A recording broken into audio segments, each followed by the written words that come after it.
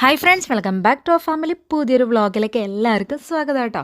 അപ്പോൾ നമ്മുടെ വീഡിയോ ആദ്യമായിട്ട് കാണുന്നവരുണ്ടെങ്കിൽ ഒന്ന് ഫോളോ ചെയ്ത് കൂടെ കൂട്ടിക്കോട്ടോ.